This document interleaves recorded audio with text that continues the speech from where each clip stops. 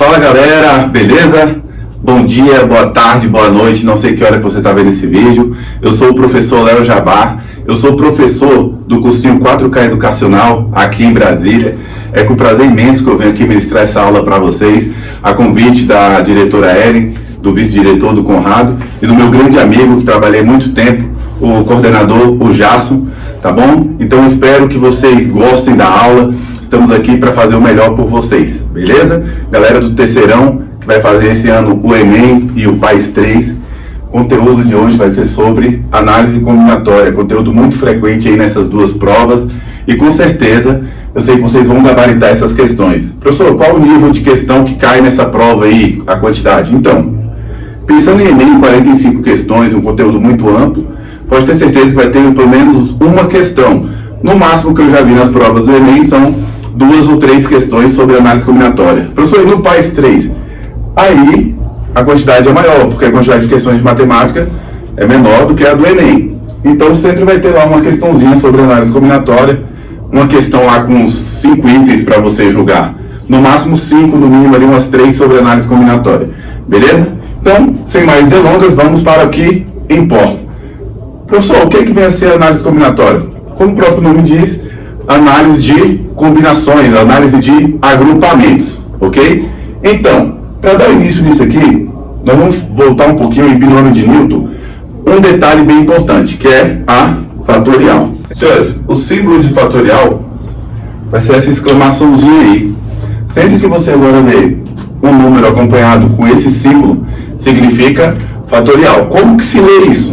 Olha só, 3 fatorial. Fatorial, galera, nada mais é que o produto de um número pelos seus antecessores até 1.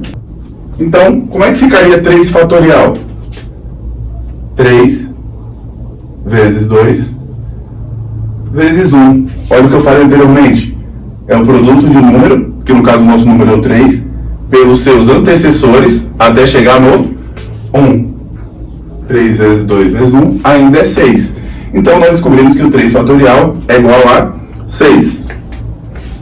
Vamos dificultar um pouco?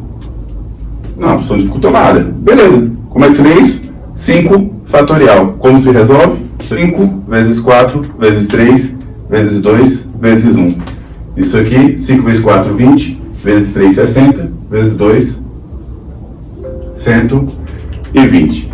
Então, galera, fatorial é simplesmente isso. O que ele pode dificultar na sua questão? Colocar operações entre eles, no caso uma divisão entre fatoriais. Quanto que é 6 fatorial? Ah, professor, dificultou nada, é a mesma coisa, vai ficar sempre assim. Só que eu quero mostrar um detalhe para vocês. Que o 6 fatorial é igual a 6 vezes 5 vezes 4 fatorial. Ah, professor, agora bugou, porque você falou que até 1. Olha só, o que eu quero mostrar com isso aqui? Que você pode parar o seu fatorial a qualquer momento. Contando que, quando você parar, você coloque o fatorial. Que se você fosse continuar o 4 fatorial, ficaria 4, 3, 2, 1. Lembrando que, quando você vai utilizar isso, vocês vão entender quando a gente chegar aqui em arranjo de combinação. Qual a necessidade de estar fazendo isso aqui, ok? Mas vamos para um exemplo prático. E aí? Você está acompanhando o vídeo, a aula? Eu peço para você resolver 100 fatorial dividido por 98 fatorial. Imagine você ter que fazer 100 vezes 99, vezes 98, 97, até chegar no 1. De igual modo a parte de baixo do denominador, 98 fatorial, multiplicar o 98 pelos antecessores até no 1. Creio que se nós fôssemos fazer aqui nesse quadro não iria caber. E também poderíamos errar em alguma conta. Se você pegar a sua calculadora, você não vai conseguir fazer, porque ela não tem capacidade. Professor, se for uma científica, também não. Ah, se for um computador muito avançado, aí você consegue. Mas, nós temos aqui meios práticos para isso. Acabei de ensinar para vocês que eu posso parar o meu fatorial a qualquer momento. Antes de resolver aquilo ali, a tiazinha na quinta série ensinou o seguinte para vocês. Quanto que é 10 dividido por 10? Isso mesmo, que vocês falaram aí. 1. Quanto que é 100 dividido por 100? Também é 1. Um coração dividido por um coração? Ah, um coração partido, brincadeira. É igual a 1. O que a tiazinha ensinou? que sempre que eu tiver uma coisa dividido por ela mesma, é sempre igual a 1. Então o que eu posso fazer ali? Olha só. Eu tenho multiplicação ali no numerador. 98 fatorial eliminou com 98 fatorial. E 100 vezes 99 é 9.900. Ou seja, pouco me importa quanto que é 100 fatorial. Muito menos quanto que é 98 fatorial. O que me importa é que a razão entre 100 fatorial e 98 fatorial vai dar 9.900. Então, por isso a importância de você saber quando parar. Se o maior for o denominador. Galera, a mesma coisa. Sempre do maior para o menor. Olha só. Corta. Vou ter 1 sobre 51. Então, a dica é sempre do maior para o menor. Agora vamos para a definição de 1 fatorial. A definição, se vocês pegarem no livro aí de vocês, ela está falando de um número n. O que é esse n, professor? É um número qualquer, tá bom? Vou repetir a definição. É o produto de um número pelos seus antecessores até chegar no 1. Ah, mas agora você não tem número, você tem n. Senhores, qual que é o antecessor do n? N menos 1. Aí nós aprendemos lá no infantil. A tia falava para nós, antecessor e sucessor. Se eu quero o antecessor, eu subtraio 1. Se eu quero o sucessor, eu somo 1. Então, se eu quero multiplicar pelos antecessores, menos 1. E qual é o antecessor do n menos 1? N menos 2. Galera, e assim por diante. Até chegar onde? No 1. Essa é a definição de fatorial. É o produto de um número qualquer, pelos seus antecessores até chegar no 1. Detalhe importante com relação a isso. N maior ou igual a 2, tal que o n pertence aos naturais. Pessoal, quando eu coloco isso aqui, isso me garante que eu não vou ter fatorial de número negativo. E, pessoal, n maior ou igual a 2, e se o n for 1?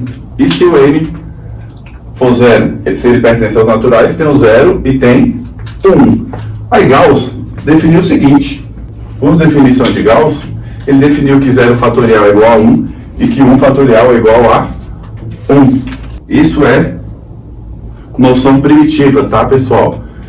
Ou seja, aceita sem definição, não precisa definir isso para você, tá? Noções primitivas da matemática, elas são aceitas sem precisar de uma demonstração, sem precisar definir. Então, confie em mim, mesmo sem vocês me conhecerem, confie em mim. 0 fatorial é 1 e 1 fatorial também é igual a 1. Continuando, vamos falar sobre o princípio fundamental da contagem, conhecido também por PFC. Quando você vê algum professor falando, alguma pessoa falando sobre PFC, é o princípio fundamental da contagem. Ou também, princípio multiplicativo, tá ok?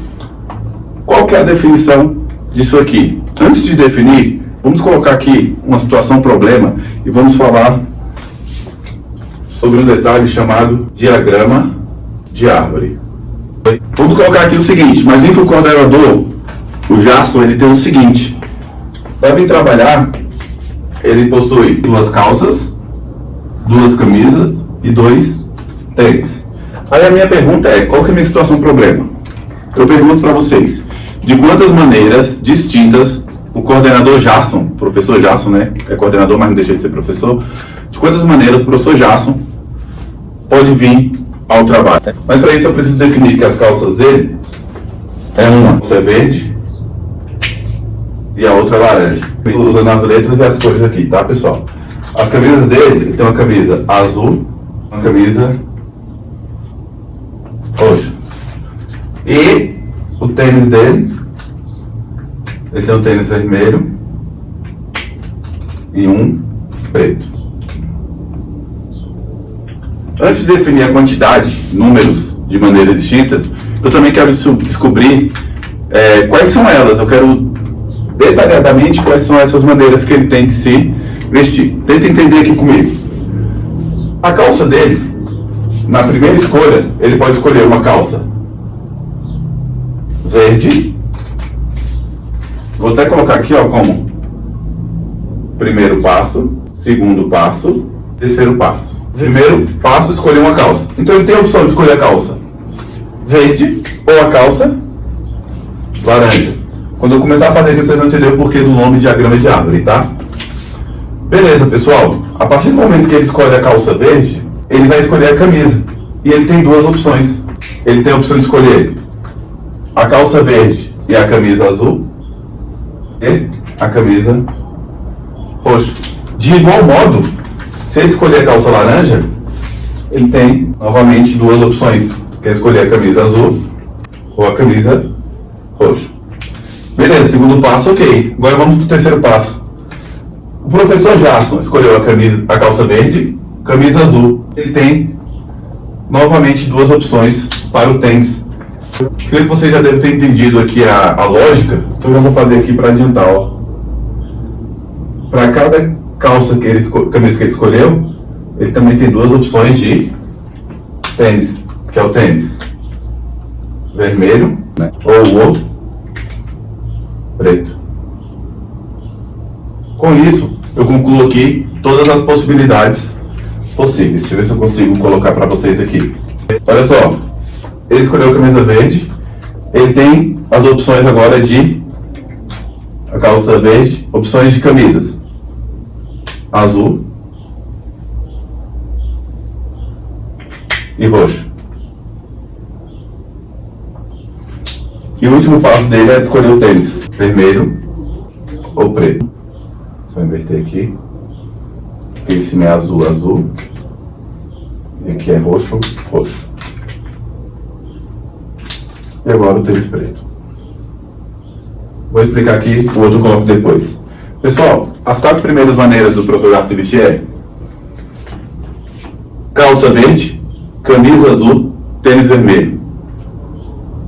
Calça verde, camisa azul, tênis preto. Professor, mas é igual a calça e a camisa. Pessoal, não importa. Mudou o tênis, já é de uma maneira diferente. Por isso que a pergunta é maneiras distintas, tá bom? Com a calça verde, ele tem mais duas opções, ó. Calça verde, camisa roxa, tênis vermelho. Calça verde, camisa roxa, tênis preto.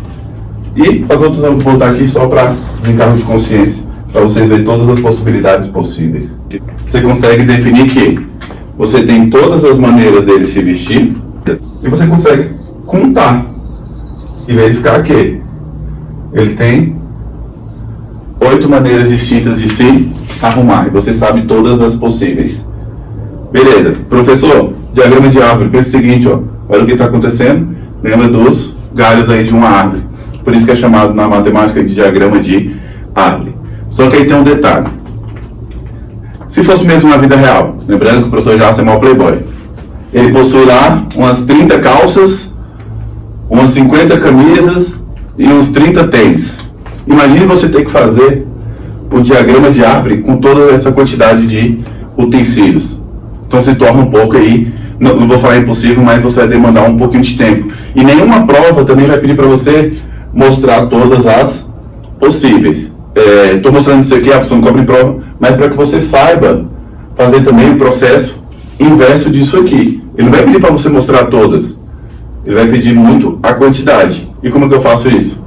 Princípio fundamental da contagem, que é o princípio multiplicativo. Definição de princípio fundamental da contagem, PFC, é o produto das possibilidades. Então guarda isso aí no seu coração. O que é o PFC? É o produto das possibilidades. Vamos colocar a situação problema de novo? Ele tem 3 passos, que é calça, né, tá primeiro lá, depois a camisa e depois o tênis. Aí eu pergunto para vocês, vamos definir aqui o primeiro passo para o professor Jason. Quantas possibilidades de escolha para a calça ele tem? Agora estou falando em números, não estou falando de cores, verde ou laranja. Quantas possibilidades ele tem? Isso mesmo, que vocês falaram aí. Ele tem 2 possibilidades. Ou ele pode escolher a calça verde ou a laranja. Segundo passo, escolher uma camisa. Quantas possibilidades ele tem? 2 possibilidades também. E o terceiro passo, Quantas possibilidades de escolher um tênis? 2.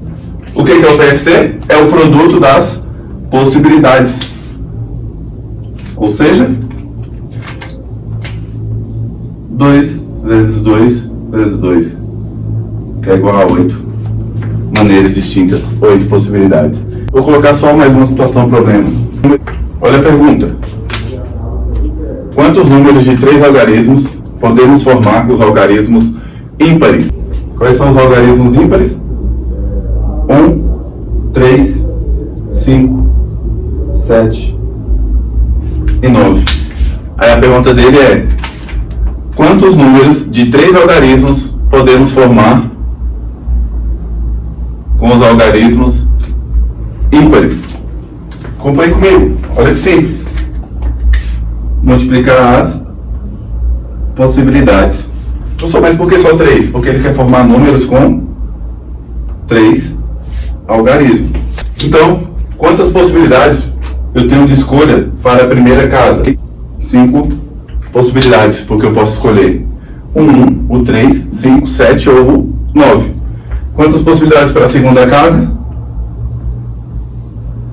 5 possibilidades também. E para a última casa? 5 possibilidades também, que eu posso escolher qualquer um deles. Com isso, eu tenho o produto das possibilidades como 5 ao cubo, porque é 5 vezes 5 vezes 5. 5 ao cubo, 125 possibilidades. Então pense comigo, eu tenho 125 números. Podemos utilizar somente os algarismos ímpares. Então, galera, aqui é a nossa primeira aula, né? A nossa primeira parte do vídeo. No próximo vídeo, acompanhe lá, nós vamos dar continuidade, beleza?